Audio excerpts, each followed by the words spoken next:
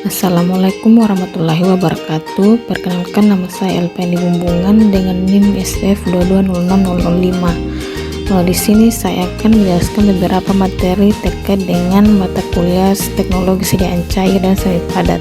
Pertama-tama saya ucapkan banyak terima kasih kepada Bapak APT Aditam Asmal SSI MK selaku dosen mata kuliah padat teknologi sediaan cair dan semi padat, serta teman-teman sekalian yang sudah menonton video ini. Baik, untuk mempersingkat waktu, langsung saja kita masuk pada pokok pembahasan. Definisi sirup eliksir, sirup obat, sirup non-obat, dan sirup kering. Menurut Farmakopedia Indonesia edisi 3/8, sirup eliksir adalah sediaan berupa larutan yang mempunyai rasa dan bau yang sedap, mengandung obat dan selain obat seperti pemanis, pewangi, dan pengawet, digunakan secara oral. Contohnya yaitu batugin, bisolfon, termagon, bronkris, dan limonoglukan. Menurut formula nasional, yaitu sirup obat adalah sirup yang mengandung satu jenis obat lebih dengan ada tambahan lain dimaksudkan untuk digunakan pengobatan. Contohnya sanmol, dekolsin, anaktisin, amproxol sirup, dan thermorex. Menurut Farmakopedia 4, sirup non-obat adalah larutan oral yang mengandung sukrosa atau gula lain kadar tinggi. Contohnya itu sirup ceri, sirup marjan, sirup ABC rasa jeruk, sirup monin, dan kurnia sirup raspberry. Kemudian menurut Kemenkes, sirup kering adalah obat serbuk yang harus dilarutkan dahulu dengan air. Minum dalam keukuran tertentu, contohnya itu paracetamol dry syrup, ibuprofen dry syrup, cetirizine dry syrup, amroxol dry syrup, dan loratadine dry syrup. Keuntungan dan kerugian dari sirup eliksir itu keuntungannya: pertama, kemudahan konsumsi, cepat diserap oleh tubuh, dan yang ketiga, memiliki rasa menyenangkan. Adapun kerugiannya yaitu potensi kandungan gula yang tinggi, risiko alergi terhadap bahan tertentu, dan yang ketiga itu potensi interaksi dengan obat-obatan tertentu. Kemudian keuntungan kedua yaitu keuntungan dan kerugian dari sirup obat. Keuntungannya yaitu boleh dikonsumsi terutama untuk anak-anak, kedua memberikan rasa yang lebih enak, dan yang ketiga yaitu penyerapan lebih cepat. Kerugian dari sirup obat yaitu pertama, kandungan gula tambahan, keterbatasan dosis, dan risiko alergi dan efek samping. Kemudian keuntungan dan kerugian dari sirup non-obat. Keuntungannya yaitu yang pertama, rasa yang menarik, kedua variasi penggunaan, dan yang ketiga itu tidak mengandung zat obat. Adapun kerugian dari sirup non-obat yaitu kandungan gula tinggi, kurang nutrisi, dan potensi ketergantungan rasa buatan. Kemudian keuntungan dan kerugian dari sirup kering. Keuntungan dari sirup kering yaitu yang pertama, memiliki umur simpan yang lebih lama, kemudian yang kedua itu memudahkan penyimpanan dan pengangkutan, dan yang ketiga itu berat yang lebih ringan, dapat mengurangi biaya pengiriman dan transportasi sehingga menjadi pilihan yang ekonomis. Adapun kerugiannya yaitu yang pertama, pembatasan penggunaan, kedua kualitas rasa yang berubah, dan yang ketiga itu proses produksi yang kompleks. Beberapa faktor mempengaruhi mekanisme kelarutan antara lain yaitu sifat pelarut dan solut. Sifat-sifat kimia dari pelarut dan solut seperti polaritas, elektrolit dengan dan struktur molekuler dapat mempengaruhi kelarutan. Yang kedua itu tekanan. Peningkatan tekanan cenderung meningkatkan kelarutan gas dalam cairan. Kedua itu suhu. Kenaikan suhu dapat meningkatkan kelarutan zat padat dalam pelarut cair dan juga kelarutan gas dalam cairan. Dan yang ketiga itu jumlah zat yang ada. Hukum Henry menyatakan bahwa kelarutan gas dalam cairan meningkat seiring dengan meningkatnya tekanan gas di atas permukaan cairan. Dan selanjutnya itu molekuler. Interaksi antara molekul pelarut dan solut seperti ikatan hidrogen atau gaya van der Waals dapat mempengaruhi kelarutan. Selanjutnya itu ukuran partikel. Ukuran partikel zat padat dalam pelarut dapat mempengaruhi kelarutan karena partikel yang lebih kecil memiliki luas permukaan yang lebih besar berinteraksi dengan pelarut. Metode evaluasi sirup eliksir. Metode pembuatannya yaitu dibuat dengan mencampurkan bahan obat dengan pelarut alkohol seperti etanol atau propilen glikol. Bahan obat dan pelarut alkohol dicampurkan dengan pengadukan yang cukup untuk memastikan larutan homogen terbentuk.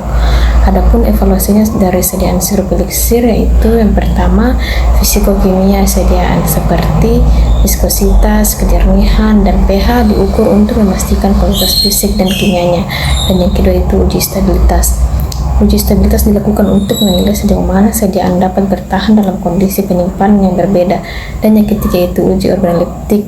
Uji organoleptik juga penting untuk mengevaluasi rasa, warna, dan aroma sediaan. Berikut definisi emulsi, suspensi, krim, salep, pasta, dan gel.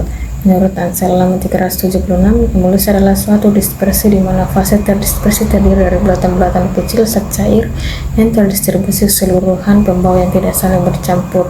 Kemudian menurut Parrot, suspensi farmasi adalah suatu dispersi padatan terbaik dalam media air. Kemudian pengertian yang ketiga itu menurut Farmakopedia 3 halaman 333, salep adalah sediaan setengah padat yang mudah dioleskan dan digunakan sebagai obat luar. Kemudian pengertian keempat yaitu menurut Martin halaman 822, krim adalah suatu setengah padat yang pada dasarnya menunjukkan sifat pseudoplastik. Kemudian menurut Terfoy, pengertian pasta yaitu suspensi konsentrasi tertinggal yang ditentukan untuk penggunaan pada kulit atau selaput lendir. Kemudian menurut PDFD halaman 88, pengertian gel adalah sistem semi padat di mana ada interaksi atau fisik atau kovalen antara partikel koloid dalam keadaan cair. Keuntungan dan kerugian dari sediaan semi padat, yang pertama itu emulsi, keuntungannya itu penyampaian seserta larut air, kedua stabilitas dan umur simpan, dan yang ketiga itu peningkatan rasa dan penampilan. Adapun kerugian dari sediaan emulsi, yang pertama instabilitas fisik, kedua produksi yang rumit, dan yang ketiga itu potensial reaksi alergi. Yang kedua itu keuntungan dan kerugian dari sediaan suspensi. Keuntungan dari sediaan suspensi yaitu stabilitas, bioavailabilitas yang tinggi, dan pemberian yang mudah. Adapun kerugian dari sediaan suspensi yaitu sedimentasi, dan yang kedua itu kemungkinan agregasi partikel, dan yang ketiga itu rasa yang tidak menarik. Dan keuntungan dan kerugian dari sediaan salep, yang pertama itu keuntungan dari sediaan salep digunakan secara lokal pada area tertentu, kedua pencernaan obat, dan yang ketiga itu mudah diaplikasikan pada kulit atau permukaan yang dituju. Adapun kerugian dari sediaan salep yaitu yang pertama tidak selalu cocok untuk kondisi yang memerlukan penyerapan obat yang cepat atau distribusi merata ke seluruh tubuh. Kedua itu mungkin kurang nyaman atau sulit diaplikasikan pada area tertentu. Dan yang ketiga itu tidak ideal untuk kondisi yang membutuhkan dosis tinggi. Selanjutnya itu keuntungan dan kerugian dari sediaan krim. Keuntungan sediaan krim pertama itu penyerapan bahan aktif langsung pada kulit tanpa efek sistemik yang besar. Kedua, krim umumnya mudah diaplikasikan dan dapat meresap dengan baik ke dalam kulit. Yang ketiga itu krim memiliki stabilitas yang baik dan dapat disimpan dengan mudah dalam wadah yang praktis. Adapun kerugian dari sediaan krim, yang pertama itu iritasi kulit dapat menjadi masalah yang signifikan dan membatasi penggunaan produk pada sebagian individu. Yang kedua itu beberapa orang mungkin sensitif terhadap bahan tambahan ini, menyebabkan reaksi negatif pada kulit atau alergi. Kemudian keuntungan dan kerugian dari sediaan pasta. Keuntungan dari sediaan pasta yaitu yang pertama, pasta gigi mengandung abrasif untuk membersihkan plak dan sisa makanan. Yang kedua itu banyak pasta gigi mengandung fluorid yang dapat menguatkan enamel gigi. Adapun kerugian dari sediaan pasta, yang pertama yaitu beberapa pasta gigi mengandung pewarna dan buffering buatan yang dapat menyebabkan iritasi pada beberapa individu. Selanjutnya itu penggunaan berlebihan pasta gigi terutama mengandung fluorid dapat menyebabkan masalah kesehatan seperti fluorosis. Kemudian keuntungan dan kerugian dari sediaan gel. Keuntungan dari sediaan gel yaitu yang pertama aplikasi lokal yang mudah, kedua resap cepat, dan yang ketiga itu kemudahan penyimpanan. Adapun kerugian dari gel yaitu beberapa gel mengandung alkohol atau bahan kimia yang dapat menyebabkan pengeringan pada kulit. Kedua, beberapa orang mungkin mengalami rasa lengket setelah mengaplikasikan gel. Dan yang ketiga itu beberapa zat aktif mungkin sulit diinkorporasi ke dalam sediaan gel. Adapun jenis-jenis emulgator yaitu emulator hidrofobik. Emulator ini biasanya berbentuk senyawa organik yang memiliki aktivitas terhadap fase minyak. Contoh umumnya adalah lemak atau ester yang dapat membantu membentuk lapisan pada tetesan minyak. Kemudian yang kedua itu emulator hidrofilik. Emulator ini memiliki aktivitas terhadap fase air dan membantu pembentukan lapisan pada tetesan air. Contoh umumnya adalah senyawa yang larut dalam air seperti polisorbat atau ester poliglikol. Kemudian yang ketiga itu emulator anionik. Emulator ini tidak mengandung ion bermuatan sehingga sering digunakan dalam formulasi emulsi yang bersifat netral. Polisorbat dan ester sorbitan adalah contoh emulator anionik. Kemudian selanjutnya itu emulator anionik. Jenis emulator ini memiliki muatan negatif dan dapat memberikan stabilitas elektrostatik pada emulsi. Contoh umumnya adalah sodium lauryl sulfat. Kemudian sebenarnya itu emulator kationik. Emulator ini memiliki muatan positif dan dapat digunakan dalam formulasi khusus untuk memberikan stabilitas tertentu. Contoh kationik adalah klorida benzotonium. Adapun jenis-jenis dari surfaktan yaitu yang pertama anionik. Anionik ini memiliki ion negatif pada bagian hidrofiliknya, contohnya adalah sabun dan deterjen. Kemudian yang kedua itu kationik. Kationik ini memiliki ion positif pada bagian hidrofiliknya, digunakan dalam kondisioner rambut dan deterjen tekstil. Kemudian non-ionik.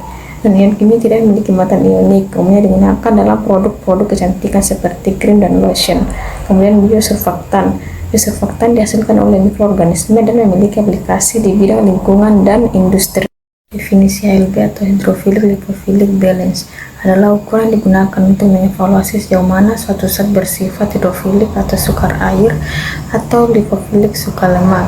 Adapun rumus HLB yaitu HLB 100 sama dengan HLB campuran dikurang HLB 2 dikali 100% per HLB 1 dikurang HLB 2. Contoh perhitungan HLB dapat dilihat pada PPT di layar berikut. Deflokulasi adalah proses di mana partikel-partikel yang awalnya membentuk flok atau gumpalan dipecah menjadi partikel-partikel yang lebih kecil sehingga lebih sulit untuk membentuk gumpalan atau flok. Sebaliknya, flokulasi adalah proses di mana partikel-partikel kecil bergabung bersama untuk membentuk gumpalan atau flok yang lebih besar. Adapun uji dari deflokulasi, yang pertama itu penambahan bahan deflokulan, kedua pencampuran, ketiga pengukuran turbidity ukur kekeruhan air sebelum dan setelah penambahan bahan deflokulan. Sedangkan uji dari flokulasi yaitu yang pertama penambahan bahan flokulan, kedua pencampuran, ukur kembali kekeruhan air setelah penambahan bahan flokulan. Metode pembuatan dan evaluasi emulsi. Metode pembuatan emulsi yaitu melibatkan emulsifikasi di mana satu pengemulsi digunakan untuk mempermudah pencampuran kedua cairan tersebut. Proses ini dapat melibatkan penggunaan blender, mixer, atau pengadukan secara mekanis. Evaluasi dari sediaan emulsi meliputi penilaian stabilitas fisik seperti uji koherensi, uji sedimentasi, uji perubahan warna, dan uji perubahan viskositas. Juga dapat dilakukan uji mikroskopis untuk melihat ukuran partikel dan distribusi fase.